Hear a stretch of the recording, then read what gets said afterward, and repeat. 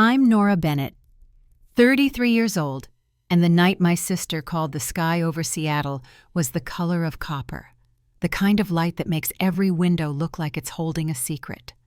Ruby didn't usually ring on weeknights, but her voice arrived bright and breathless, telling me she was moving into my old condo back in Ohio because Mom and Dad had already agreed. My fingers paused above the keyboard, as if a wire had snapped, because I bought that place 4 years ago and there's a tenant on a legal lease. I said her name the way you do when you're asking someone to slow down, and the silence that followed felt like a hallway with all the doors closed. She said Mom called it family property, and that I was doing well out west and wouldn't miss it. I opened my deed on the laptop and read my own name to steady myself. When I told her the tenant wasn't going anywhere, her voice sharpened and the line went dead. The room seemed too quiet after that, like the pause before a storm learns your address. Before I go any further, tell me where you're listening from in the comments. And if you've ever had to defend what you worked for, tap that like and subscribe so more folks hear stories like this. I grew up in Maple Ridge, a Midwestern suburb with tidy lawns and a slow, dependable rhythm, the kind of place where you wave to your mail carrier and the grocery clerk knows your favorite pie. We didn't talk much about money beyond the basics, but my grandmother Eleanor was big on small promises, kept return what you borrow, write thank you notes, show up before you're asked. Dad worked long shifts managing a hardware store. Mom ran the house and volunteered at church, and my sister came along 10 years after me, a curly-haired surprise who taught me how to braid patience. When I left for college, I worked campus jobs and summers at the diner, learned to live on lists and leftovers, and taught myself to read numbers the way other people read faces. After graduation, I took a job in Columbus, bought that modest 2-bedroom condo with a fixed-rate mortgage, and told myself that stability was just a well-kept spreadsheet.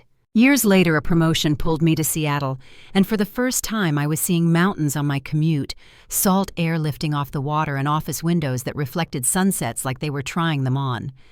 The salary was better, the workload heavier, and I rented my condo to a teacher who mailed rent checks on the first of every month, like clockwork, simple, clear, clean. That evening, after Ruby hung up my phone, lit the desk again and again with my mother's name and half a dozen Family Thread notifications previews, stacking like little verdicts. I didn't answer not right away, because I've spent years reviewing budgets and forecasts, teaching myself that if numbers won't sit together, something else will fall. I sat by the window and watched the last light fade behind the Olympic range, hearing my grandmother in memory. Not a scolding voice, just that steady reminder. If you're not certain, read it twice.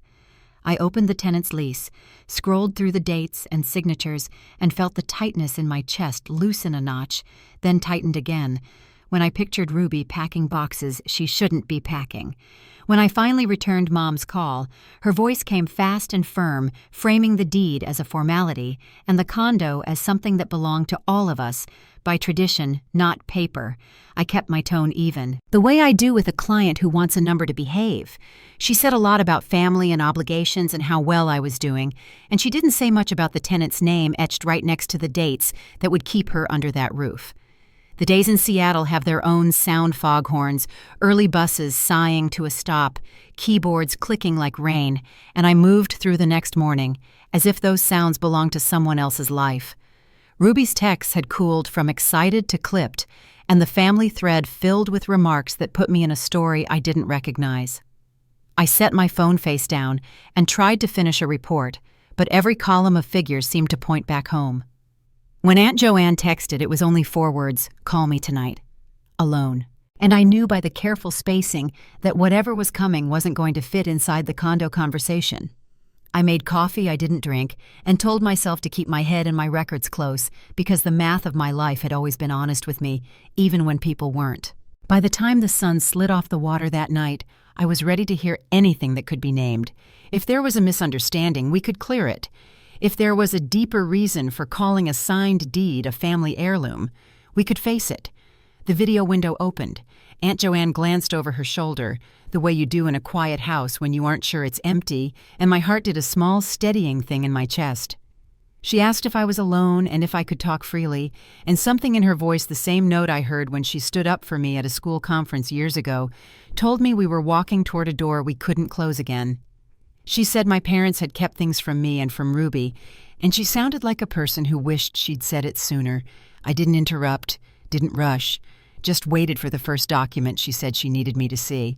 When the file arrived and opened on my screen, the logo at the top made my stomach sink before I read a word, and the numbers below it made the room feel smaller, as if every inch of air had to earn its place. I didn't speak right away, because the first key emotional crack doesn't break cleanly. It splinters quietly, and then everything around it knows. Aunt Joanne said there was more, and I could tell by the way she folded her hands that this wasn't going to be about one condo or one misunderstanding. It was about the kind of history families build on stories they prefer and the records they hope no one ever lines up side by side.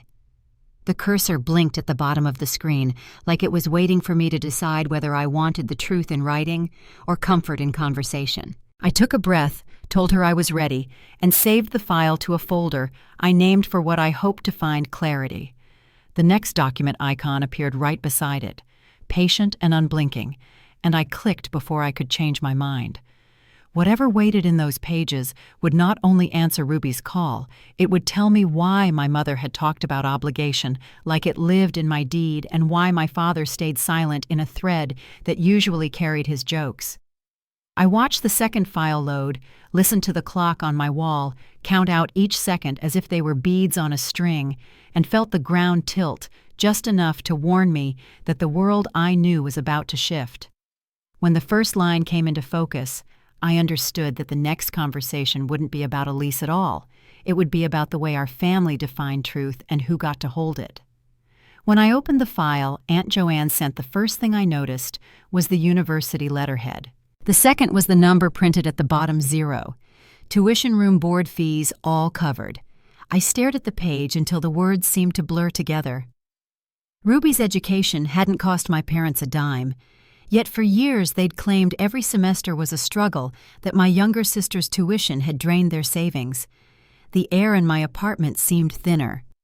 Aunt Joanne's voice came through the speaker, steady but urgent, explaining how she'd found the scholarship letter by accident while helping Ruby renew her FAFSA the year before. She said she'd wanted to tell me sooner, but my mother had warned her to stay quiet. I leaned closer to the screen, watching the guilt flicker across my aunt's face. She said my mother had threatened to cut her off completely to turn the rest of the family against her if she ever mentioned the truth. Joanne's voice trembled when she admitted that she believed her. My mother had always been skilled at rewriting the past to suit herself, smoothing over every sharp edge until only her version remained. I didn't interrupt. I just listened. When Aunt Joanne mentioned there was more something about Grandma Eleanor's estate, my pulse quickened. The next file appeared in our chat window. It was a trust document, pages dense with legal language.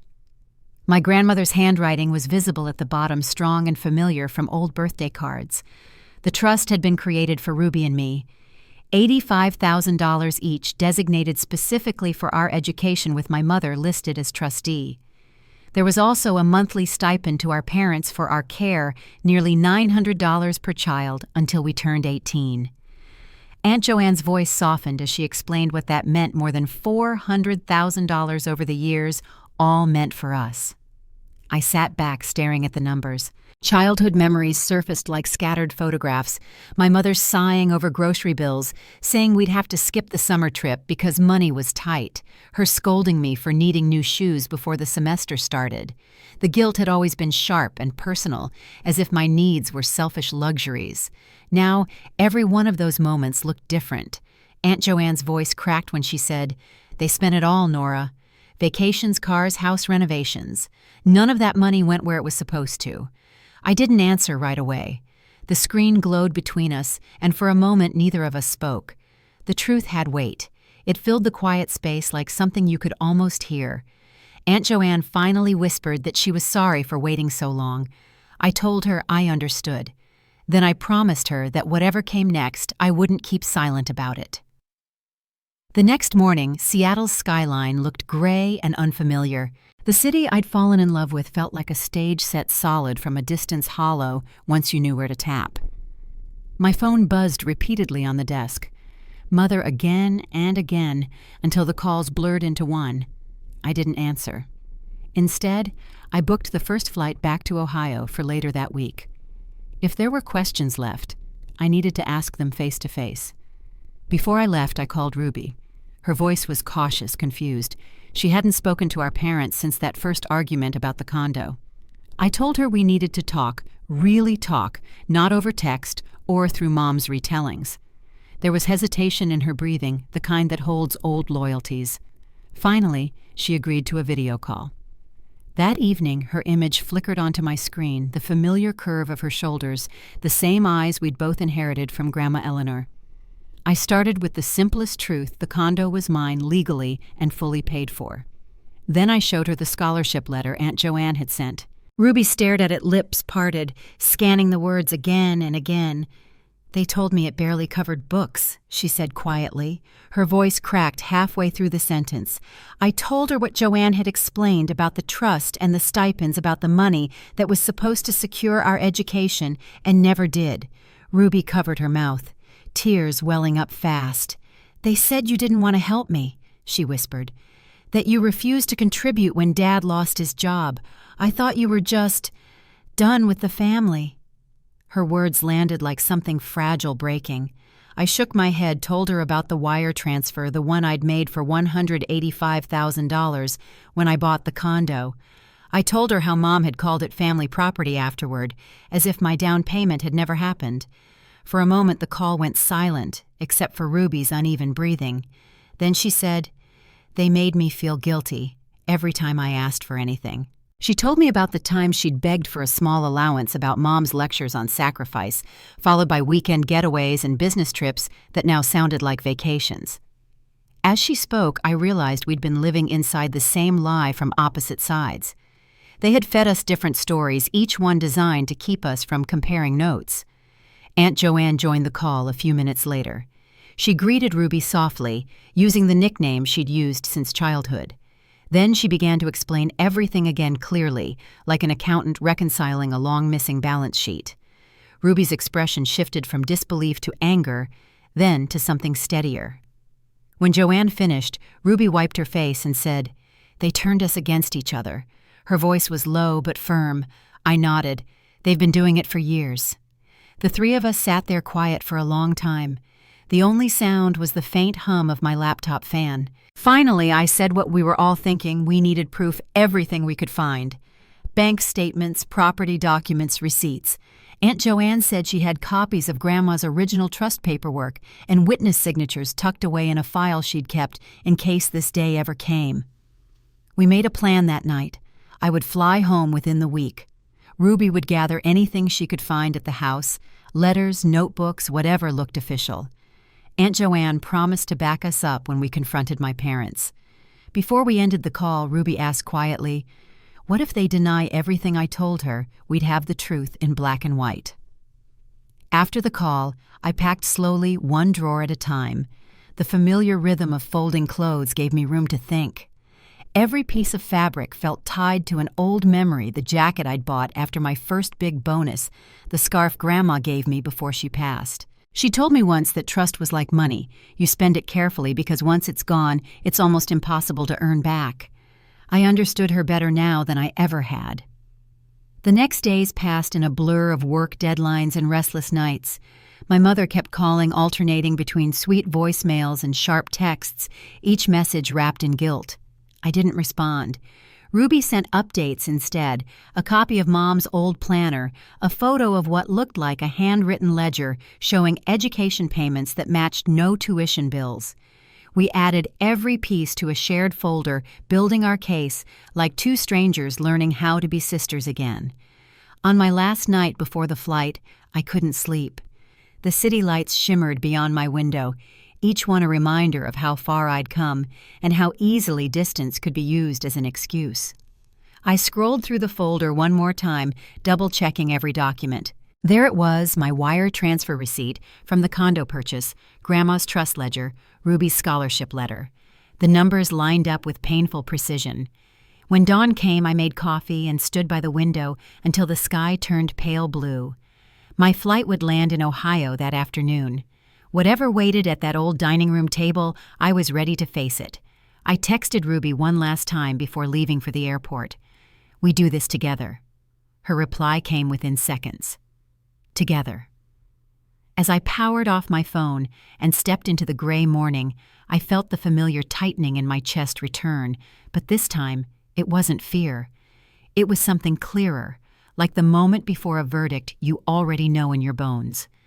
I didn't yet realize that the confrontation ahead would change everything, not only about the family I came from, but about the meaning of family itself. The plane touched down in Columbus, under a washed-out morning sky, the kind that makes the whole city feel half awake. My carry-on sat between my knees as the passengers began filing out. The air smelled like jet fuel and coffee, sharp and familiar. I hadn't been home in almost 2 years. When I spotted Ruby waiting near baggage claim, her face looked pale, but determined, the same mix of nerves and strength I'd seen on our video call. We hugged tightly, a long silence between us that said everything words couldn't. The last time I'd seen her, we'd both believed a version of our parents' story. That illusion was gone now. We drove in near silence, the hum of the highway filling the space. Ruby's old sedan rattled with every bump, and she kept her eyes fixed straight ahead. The closer we got to Maple Ridge, the smaller everything looked, the houses, the lawns, even the sky. I kept thinking how strange it was that a town could feel exactly the same when everything about you had changed. When we finally turned onto our parents' street, Ruby's grip tightened on the steering wheel. "You ready?" she asked softly. I nodded, though ready wasn't the word I'd use. Our parents' house sat behind a hedge of overgrown azaleas, the same colonial-style place we'd grown up in. The shutters still carried the same faded blue paint, and the flower beds looked perfectly arranged, as always Mom's pride and joy.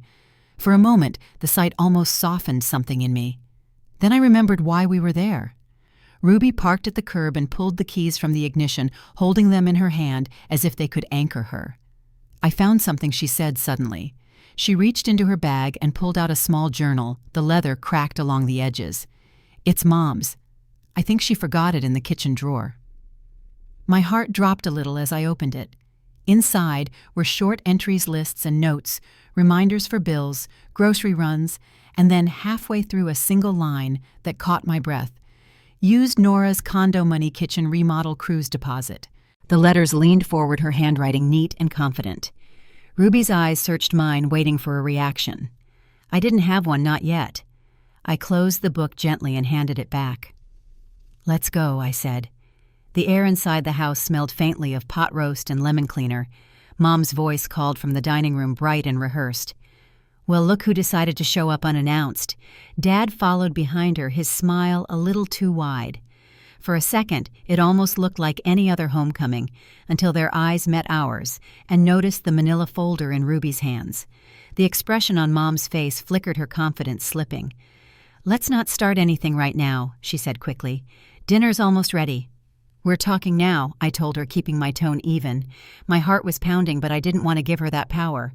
Ruby walked ahead and set the folder on the dining room table. The surface gleamed polished to a shine, the same table where we'd sat for every serious family talk growing up. I could almost see the ghosts of those younger versions of us, scared, compliant, eager to please. Not this time. Dad sat slowly, his eyes darting between the folder and Mom. "What's all this?" he asked, his voice low. Ruby opened the folder and spread out the documents: my condo deed, her scholarship letter, the bank statements from Grandma's trust. "Evidence," she said quietly. Mom's lips parted, but no sound came out. Her hands trembled just enough to notice before she folded them neatly in front of her. "You've been lying to us," Ruby continued, her voice steady now. "You told me Nora refused to help with my tuition. You told her you used her condo money for me." Mom straightened, forcing a smile that didn't reach her eyes. "Oh, sweetheart, you're misunderstanding. Families share resources. It all evens out." Her tone was honey-sweet, but sharp underneath. I slid the scholarship letter toward her. "Full ride," I said. "Zero cost. You told me that money paid for her education." Dad cleared his throat, a nervous sound. "Your mother meant we used the funds to support the household while you both were in school." Ruby pointed to the bank statement. "A household doesn't take cruises every spring, or remodel kitchens." The tension in the room thickened until it was hard to breathe. Mom finally dropped the pretense, her smile fading. "We raised you, didn't we? Fed you, clothed, you gave you a good life. That money was ours to use as we saw fit." The words landed like a slap. I looked at her, searching for even a flicker of remorse. There was none. Dad kept his eyes on the table, his hands folded tightly. I felt Ruby's shoulder brush mine, and for the first time she spoke without a trace of hesitation. "You stole from us," she said quietly. "You stole from Grandma's trust." Mom's jaw tightened. "Don't use that word in this house. We did what was best for the family." "No," I said softly, standing up. "You did what was best for yourselves." The silence that followed felt endless. For years I'd imagined this conversation in my head, but nothing prepared me for the stillness of it, the way the truth didn't explode but sank like a stone. Mom's expression hardened.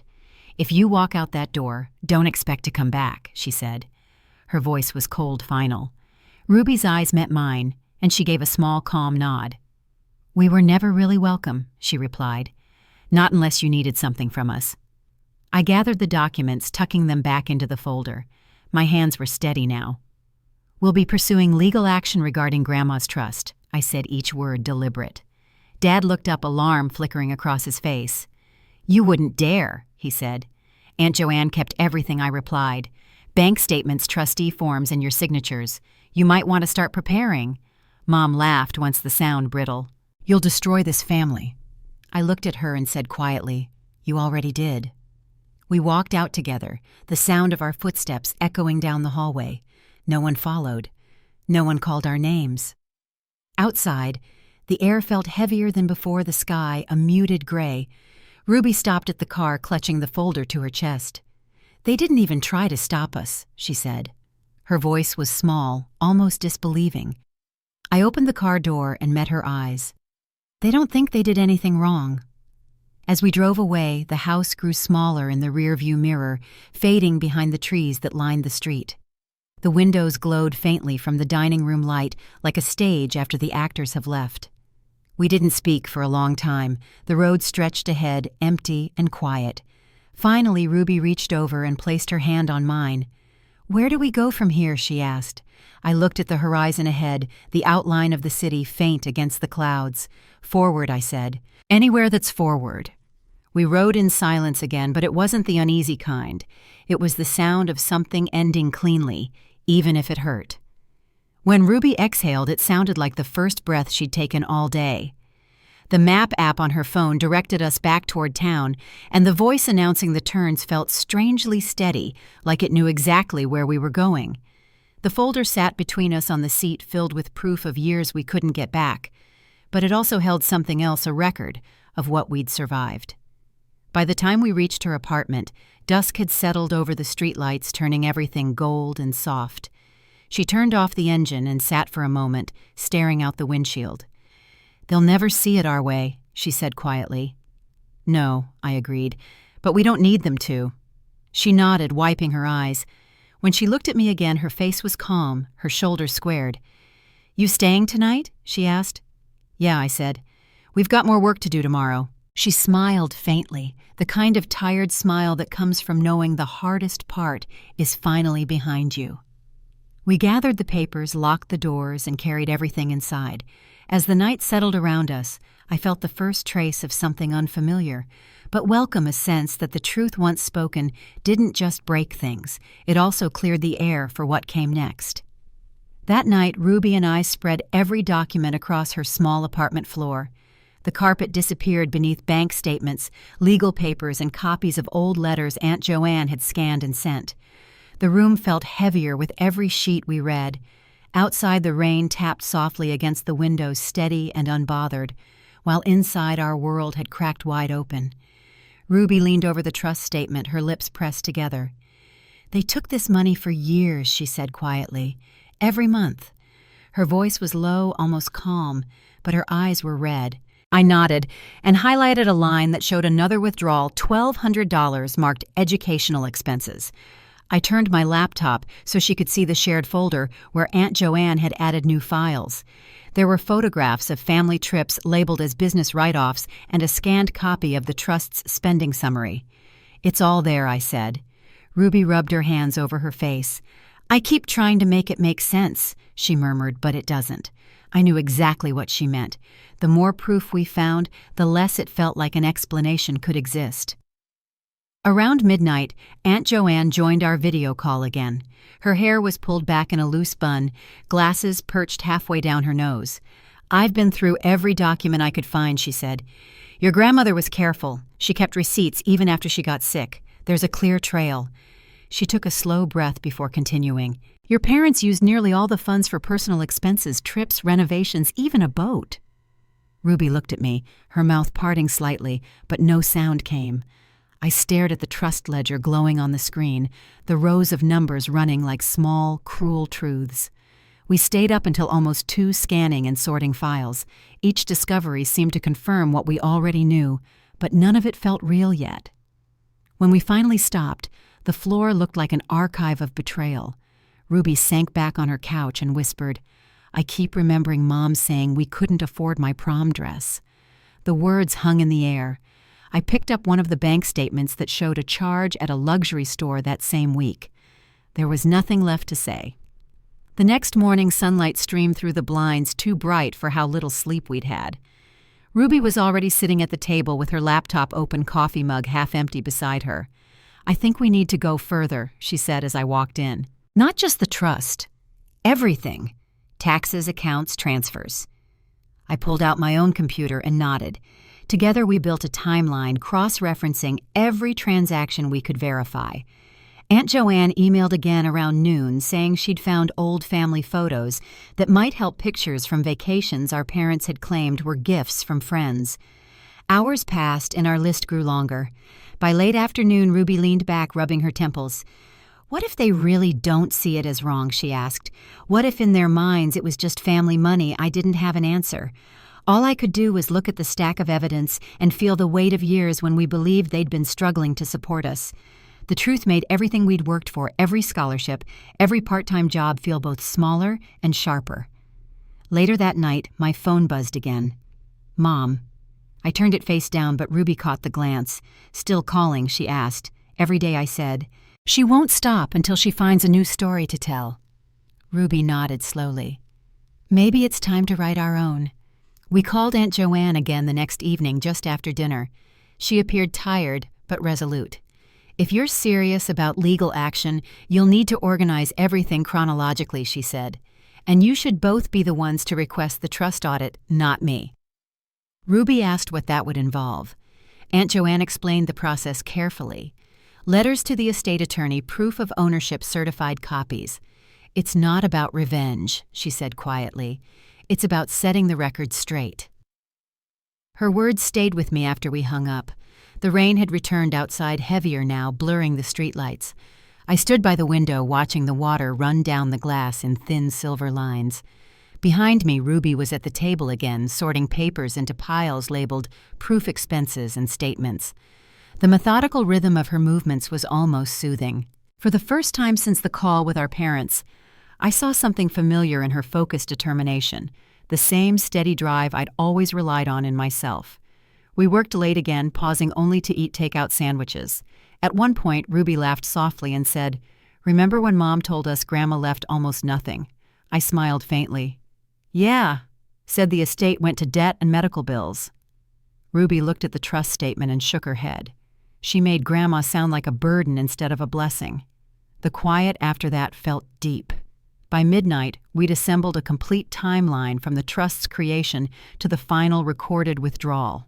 The pattern was clear monthly deposits for our care and education, followed by consistent personal spending. We both knew what came next. "We'll need copies printed," I said, closing my laptop, "and a cover letter for the attorney." Ruby nodded. "I'll handle the copies tomorrow between classes." When she finally went to bed, I stayed up a little longer, staring at the documents spread across the coffee table. The apartment was silent, except for the low hum of the refrigerator. I thought about Grandma Eleanor, about how she'd built this trust, believing it would give us security. Instead, it had become a weapon used to keep us dependent. The irony sat heavy in my chest.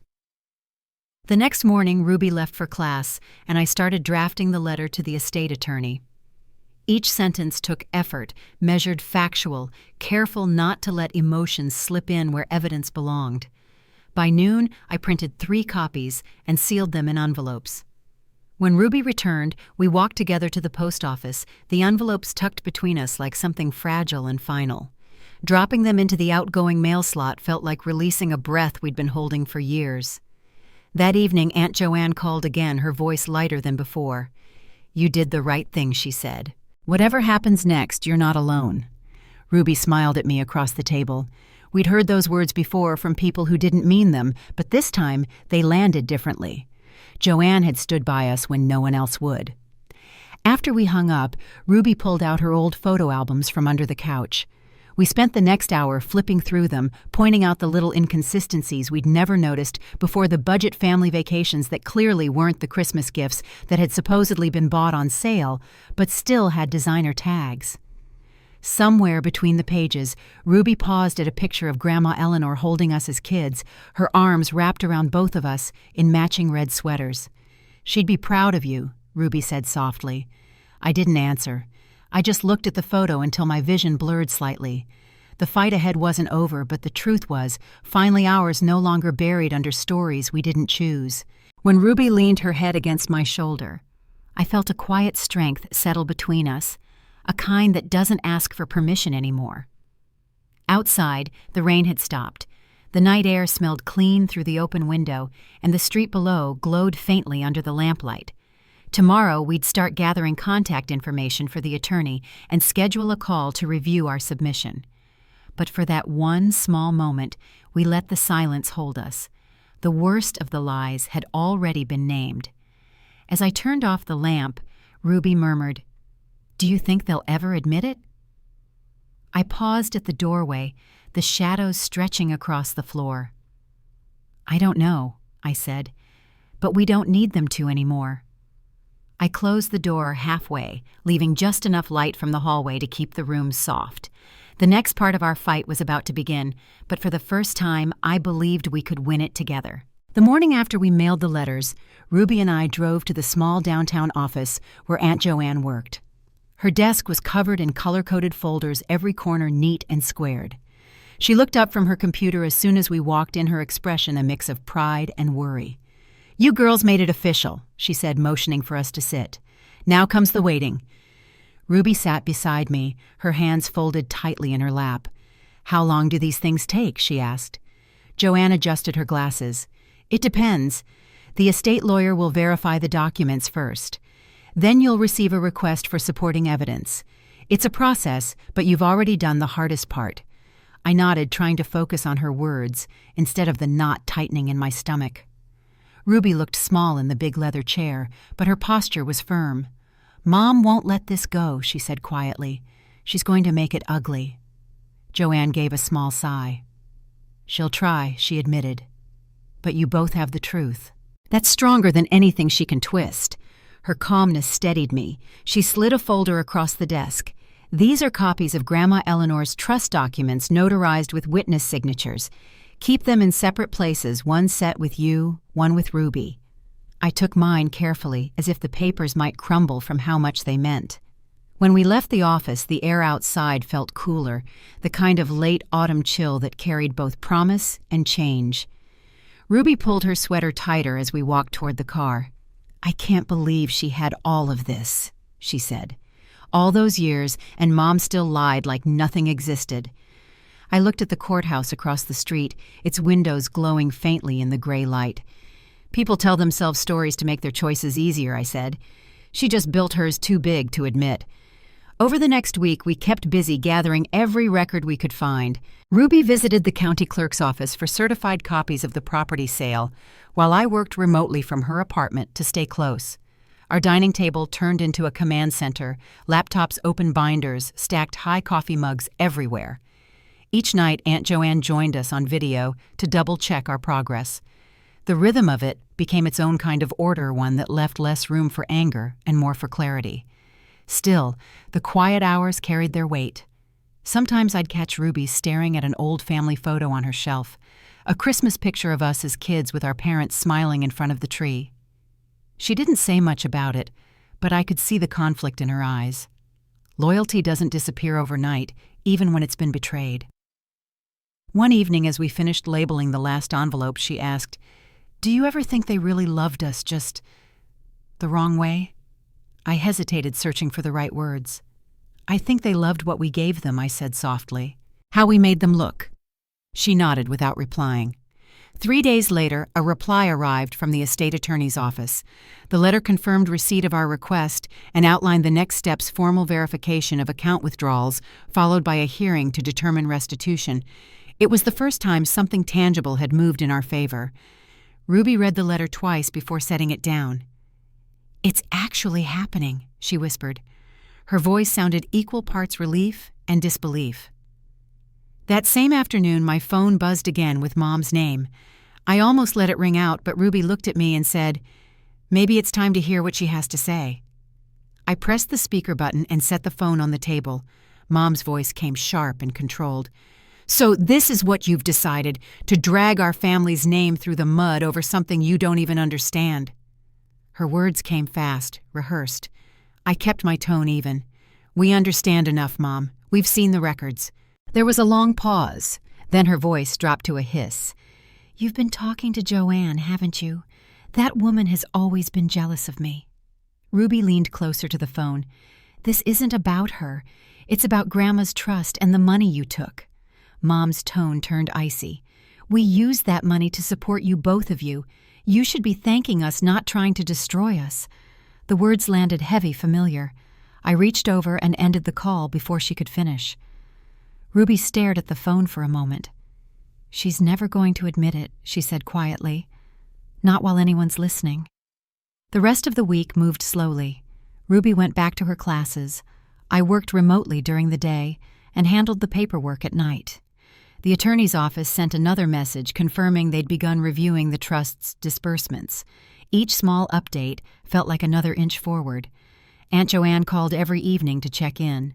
She sounded stronger than before, almost lighter, as if helping us had lifted something long buried in her, too. By Saturday, Ruby suggested we take a break. "Let's drive somewhere," she said. "Just a few hours. We need air." We ended up on a winding road outside the city, the trees flashing gold and rust in the early November light. The quiet between us was comfortable this time. At a small roadside cafe, we sat by the window with mugs of cider. Ruby looked out at the passing cars and said, "You know what's strange? For the first time, I don't feel like I owe them anything." I watched her as she said it, her expression calm. Sure, it was a small statement, but I knew it marked something bigger, a shift she'd needed for years. That evening back at the apartment, we printed the final batch of documents to send the following week. The printer whirred and clicked, filling the silence. When the last page slid out, Ruby handed it to me for review. "No errors," she said. "Everything accounted for." I stapled the pages together and looked over at her. "We're really doing this," I said. She smiled faintly. "Grandma would have liked you leading this charge." We packed the envelopes carefully, labeling each one before sealing it. As we finished, Ruby stood by the window, arms folded. "Do you think they'll ever talk to us again?" she asked. The city lights flickered across her face. "Maybe," I said, "but not in the same way. Things like this don't go back, they just settle somewhere new." She nodded as if she already knew that. Before bed, I opened my laptop to check my email one last time. There was a message from the attorney's assistant confirming receipt of our second batch of documents. The note ended with a single line: "Preliminary review suggests irregularities consistent with misuse of funds." I showed it to Ruby, and she exhaled slowly. "That's our start," she said. The next morning, we met Aunt Joanne at the courthouse to file a formal verification request. The marble hallways echoed softly as we walked, our steps measured and in sync. Joanne handled the paperwork while we waited near the clerk's desk. Ruby looked nervous, twisting her bracelet around her wrist. I rested a hand on her shoulder. "Whatever happens next," I said, "we've already done the right thing." She nodded without looking up.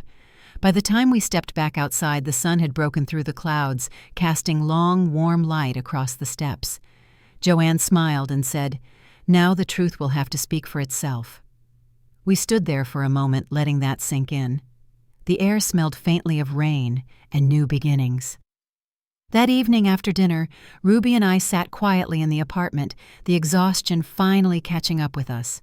The apartment was dim, except for the glow from her desk lamp. "What now?" she asked softly. I thought for a moment, then said, "Now we wait, and we keep living." She leaned her head on my shoulder, the rhythm of her breathing slow and steady. Outside, the city lights shimmered against the dark, steady and unbothered. The fight wasn't over. There were still hearings ahead, lawyers to meet, and family to face again. But for the first time in years, the weight of silence had lifted. The truth had a voice now, and it was finally on our side. The letter from the estate attorney arrived on a Thursday morning. Ruby brought it in from the mailbox with trembling hands, her voice barely above a whisper, as she said, "It's addressed to both of us." We sat at the kitchen table, the envelope between us. The air felt heavy, like the moment before thunder breaks. I tore it open carefully and we read together. The attorney confirmed that the review had uncovered multiple irregular withdrawals funds labeled as educational expenses that were traced to personal accounts belonging to our parents. The total exceeded $380,000. There was a note at the bottom requesting a formal statement from both beneficiaries before further action could proceed. Ruby exhaled slowly, her fingers tightening around the edge of the letter. "It's real," she said. "They can't hide it anymore." The words carried no triumph, only quiet exhaustion. We sat in silence for a while, letting the reality settle. The truth had always been our goal, but seeing it printed in official language felt heavier than either of us expected. I picked up a pen and started drafting our statement one careful line at a time. That evening, Aunt Joanne joined us over video call. Her face filled the screen, the corners of her eyes softening when she saw the document. "You did it," she said. "This is what Grandma wanted for both of you to have what she saved for." She paused, then added, "But you need to be prepared. Linda won't take this quietly." I nodded. We'd both expected that much. The next day it began. Mom left a voicemail first, measured almost formal. "You've gone too far, Nora. Whatever you think you've found, it's not the full story. Call me before you embarrass yourself further." I didn't return the call. Ruby received a text that afternoon. "You're letting your sister poison you against your family." She deleted it without replying. For years, guilt had been our mother's sharpest tool, but now it dulled against something she hadn't expected, our unity. 3 days later, a certified letter arrived from my parents' attorney. It accused us of defamation and unjust harassment. I scanned the pages, recognizing the same tone my mother used when she wanted to sound righteous. Ruby read over my shoulder, her expression steady. "So this is how they're going to play it," she said. "Scare us into silence." I folded the letter neatly and slid it into the folder marked correspondence. Then we stay quiet and let the records speak. Over the next week, the investigation gained momentum. The estate attorney's office requested additional documents from the bank, and Aunt Joanne provided witness statements verifying the signatures on the trust forms. Ruby and I met with the attorney via video outlining what we'd discovered and the years of deception behind it. He listened carefully, taking notes. When the call ended, he said, "You've provided more than enough. We'll handle it from here." That night I found Ruby sitting by the window, her laptop open to a blank page. "What are you writing?" I asked. "A letter to them," she said quietly. "Not to send, just to say everything I never could." I nodded, understanding. Sometimes the words that can't be spoken still need somewhere to live.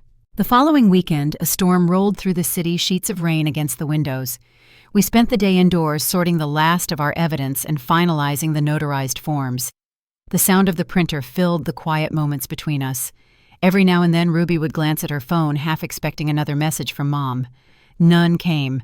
The silence itself felt like an answer. On Monday, Aunt Joanne called with an update. The attorney had confirmed that restitution proceedings would move forward an audit to determine the exact sum owed to us and potential legal consequences for our parents. "They'll be notified within the week," she said. "It's out of our hands now." Ruby closed her eyes, pressing her palms together. "Then that's it," she murmured. "There's no going back." That evening I couldn't sleep. The apartment was dark except for the faint glow of the city outside. I made tea and sat at the kitchen counter, listening to the steady tick of the clock. For years, my parents' voices had lived in the back of my mind, telling me what I owed, what I should be grateful for. Now those voices were losing their shape. It wasn't peace yet, but it was close. The next day brought another call, this time from an unfamiliar number. When I answered, it was my father. His voice was softer than I remembered. "Nora," he said, "we didn't mean for things to get this far." I stayed silent. "Your mother. She thought she was doing what was best. You know how she is." I could hear the strain behind his words, the same hesitation he'd always shown when she led. "It's not too late to fix this quietly," he added. I told him the same thing I'd told the lawyer, that everything would go through the proper channels. There was a long pause. Then he said, almost pleading, "We're still your parents." I hung up without replying. Later that afternoon, Ruby came home from class carrying groceries. When I told her about the call, she frowned. "He's testing you," she said. "If he can get you to soften, she'll use it." She was right. For once, my younger sister sounded like the older one. That night, Aunt Joanne came over in person. She brought dinner and sat with us at the table, her presence grounding the room. "They've been notified," she said gently. The attorney confirmed delivery. Ruby set down her fork, her appetite gone. "How did they take it?" Joanne hesitated before answering. "Your mother called me. She was furious. Said I'd betrayed the family." She looked between us. "But I told her the truth doesn't need loyalty. It just needs daylight." The words lingered long after dinner ended. We sat in the living room with soft music, playing the paperwork stacked neatly in its folders at the edge of the table. It was strange how something so ordinary could hold so much weight. Ruby leaned back against the couch and said, "When this started, I thought I just wanted answers. But I think I wanted freedom more." I nodded. "You got both." The following morning, I woke early to an email from the attorney confirming the next phase, a hearing date set for early spring. It felt far away, yet certain. I forwarded the message to Ruby and Joanne, then closed my laptop and watched the sun rise through the window. The light stretched slowly across the floor, touching the edges of the documents we'd fought so hard to uncover. As the days passed, the tension began to ease. Ruby started working extra shifts at her campus cafe, laughing again in a way I hadn't heard in years. I returned to my remote projects, the familiar rhythm of numbers and reports grounding me. Every few days, Joanne checked in, always ending her calls with the same words, "One step closer." One evening after a long day of work, Ruby came into the living room with 2 mugs of cocoa. She handed me one and said, "Do you think they'll ever understand what they did?" I looked out the window where the city lights flickered faintly against the night. "Maybe," I said. "But understanding doesn't always come with apology." She nodded, wrapping her hands around the warm cup. "I guess this is what moving on feels like," she said. The quiet that followed wasn't heavy this time. It was steady, familiar. The next week we received the official notice that the restitution audit had begun. A line at the bottom stated that final decisions would be issued within 60 days. Ruby pinned the letter to the fridge beside a grocery list and a photo of the 2 of us as kids. The contrast made her smile. "From that to this," she said softly. That night I wrote in my planner for the first time in weeks. Not numbers or deadlines, just a simple note. Freedom takes work, but it's worth it. Then I closed the book and turned out the light. Outside, the city was quiet.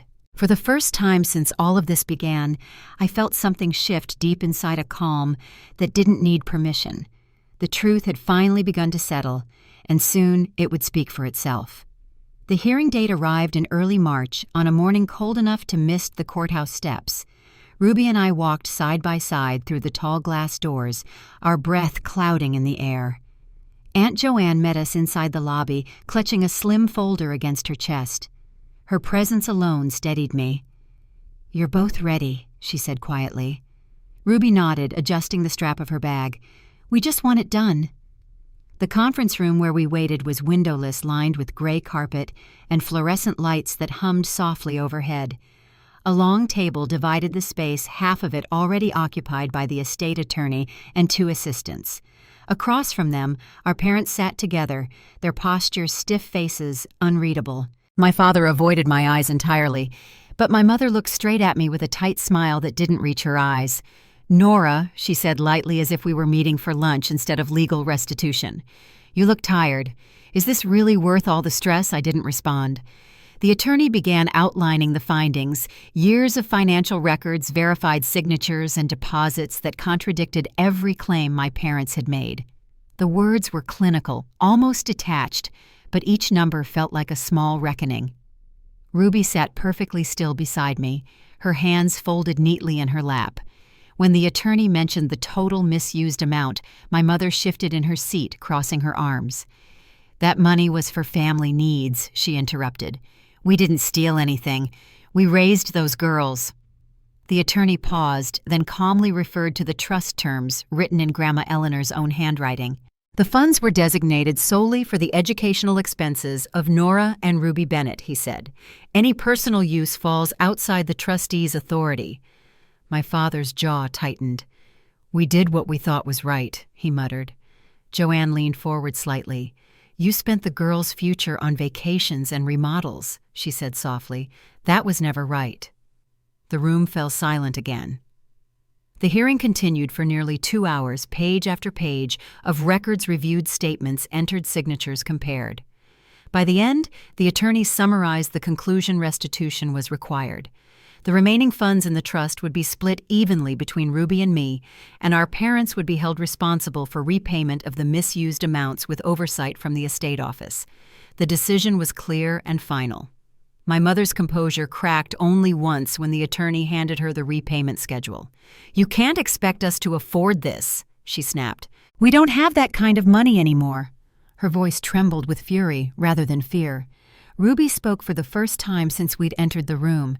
"You should have thought about that before you spent hours." The words landed quietly but left no room for argument. After the session ended, we gathered our papers in silence. Mom stood, her eyes flashing with something sharp and familiar. "You think you've won?" she said, her voice low. "But family doesn't turn on family without losing something." Joanne met her gaze evenly. "Maybe what they're losing isn't worth keeping," she said. My father reached for Mom's arm, but she pulled away. "I hope you're proud," she said to me, her tone cold as glass. I looked at her for a long moment before answering. "I am," I said simply, and turned toward the door. Outside, the air was crisp and bright sunlight glinting off the courthouse windows. Ruby let out a shaky laugh, half relief, half disbelief. "It's over," she whispered. I slipped my arm around her shoulders. "It's beginning," I said. We walked down the steps together, Aunt Joanne trailing behind us, her face soft with quiet pride. That evening, we met Joanne at her kitchen table, the same one where she'd first told us the truth months earlier. She poured coffee for all 3 of us and spread the court papers across the tablecloth. "It's official," she said, tapping the final page. "The trust will be divided within 30 days. You'll both receive written confirmation." Ruby traced her finger along the line bearing our grandmother's signature. "She really did protect us," she murmured. Joanne smiled faintly. She tried. "Your mother just counted on nobody checking." I glanced around the familiar kitchen, its shelves filled with framed photos, family gatherings, birthdays, vacations, long before everything fractured. "You never stopped keeping records," I said. Joanne shook her head. Someone had to remember what really happened. The following week moved quietly. For the first time in months, there were no angry calls or legal messages. My mother had gone silent, and even that silence carried a strange relief. Ruby began studying for midterms, and I worked late nights catching up on reports for my firm. The rhythm of normal life crept back in small, careful steps. Then one morning, a card arrived in the mail addressed in my father's handwriting. Inside was a short note. "I don't agree with what happened, but I hope you're happy. Take care of your sister. No return address, no signature beyond Dad." I set it on the counter, unsure what to feel. When Ruby saw it, she said quietly, "That's his way of saying sorry." I nodded. Maybe. Or just his way of ending it. Either way, we didn't respond. 2 weeks later, an email from the estate office confirmed that restitution had been processed. The trust funds were officially transferred into separate accounts under our names. Ruby stared at her screen for a long moment before whispering, "It's really ours now." Her voice sounded different, lighter, like she'd been holding her breath for years. That night, we invited Joanne over for dinner to thank her. We cooked together in Ruby's small kitchen, the air filled with the smell of roasted vegetables and herbs. When we sat down to eat, Joanne raised her glass. To Eleanor she said softly, "And to both of you for finishing what she started." Ruby smiled, eyes glistening. "And to you for standing with us." After dinner, we lingered around the table talking about plans instead of problems. Ruby was considering graduate school, something she'd once thought impossible. Joanne offered to help her navigate scholarships and applications. I mentioned an opportunity opening at my company's East Coast office. For the first time, the future felt wide enough to fit all of us. Later that night, after Joanne left, Ruby and I stood on the balcony watching the city lights. "Do you think they'll ever reach out again?" she asked. I looked at the dark outline of the skyline. "Maybe one day," I said. "But if they do, it'll be on different terms." Ruby nodded, tucking her hair behind her ear. "I can live with that." The night air was cool, the city below alive with quiet movement. For months, our lives had been defined by what had been taken from us. Now, standing there beside my sister, I felt the weight of something entirely new, peace fragile but real. Inside, the clock on the wall ticked steadily, marking the close of a long fight. I turned toward Ruby, who was still gazing out at the city. "You know," I said softly, "Grandma always said the truth has its own timing." She smiled, eyes shining in the dim light. "Guess it finally showed up." We laughed quietly, the sound soft against the night. In the distance, the first faint line of dawn was beginning to rise. The storm that had once surrounded us had finally passed, leaving only the steady rhythm of what came next. Spring came quietly that year, the kind that slips in without ceremony. The trees outside Ruby's apartment unfurled new leaves, soft and green, and the air smelled faintly of rain and earth. Life had started to settle again. No lawyers, no courthouse meetings, no envelopes stamped official. Just morning light work deadlines and the sound of Ruby's coffee maker sputtering before class. It had been almost 2 months since the final hearing. The trust accounts were officially closed, the restitution complete. Aunt Joanne stopped by often, usually with a box of pastries or a stack of papers she insisted we keep just in case. But the tension that once filled every conversation had lifted. She smiled more now. So did Ruby. One Sunday afternoon, I flew back to Seattle. My apartment was just as I'd left it, sunlight pooling on the hardwood floors. My neatly stacked files still waiting on the desk. For a long time, I stood by the window and watched the skyline. The city had moved on without me, but something inside felt different, lighter, steadier. The noise in my head, that constant hum of guilt and second-guessing, had gone quiet. I kept in touch with Ruby every day. Her messages were filled with small victories, a perfect test score, a new friend at work the first time she paid her own rent without worry. Sometimes she'd send a photo of her morning walks, the sun filtering through the trees, and I could almost feel the peace she'd fought for finally taking root. Aunt Joanne joined our weekly video calls too, always joking that she'd become the accidental matriarch of this new, smaller family. One evening, I came across an old box in my closet tucked behind a stack of winter coats. Inside were childhood keepsakes, report cards, drawings, and a small photo album from our grandmother's house. Between the pages, I found a letter written in her careful cursive. It wasn't addressed to anyone, just titled, "For My Girls." The ink had faded, but the message was clear. She'd written about trust, not the financial kind, but the kind that lives between people. "Money can build walls or bridges," she wrote. "Use it to build something that lasts." I read it twice, then sent a picture of it to Ruby and Joanne. Within minutes, Joanne replied, "She always knew more than she let on." Ruby just wrote, "Now it all makes sense." The next weekend, I visited Ohio again. Ruby's apartment was brighter this time, fresh flowers on the counter, a framed photo of the three of us on the wall. We spent the afternoon cooking together, laughing over recipes we used to mess up as kids. After dinner, Ruby brought out her laptop and showed me her graduate school acceptance letter. "Full scholarship," she said, eyes shining. I couldn't speak at first. All I could do was pull her into a hug. Later, we sat on her balcony with mugs of tea, watching the city lights flicker in the distance. "Do you ever think about them?" she asked. I nodded. "Sometimes, but it doesn't hurt anymore." She smiled softly. "Me neither." We stayed quiet for a while. the kind of silence that doesn't need filling. Before I flew home the next day, we stopped by the cemetery. The grass was damp with morning dew, and the air carried the sweetness of lilacs. We placed fresh flowers on Grandma Eleanor's grave, white lilies her favorite. Ruby set down the letter I'd found folded neatly in an envelope. "She can rest now," she whispered. I reached for her hand, and together we stood there, letting the moment settle.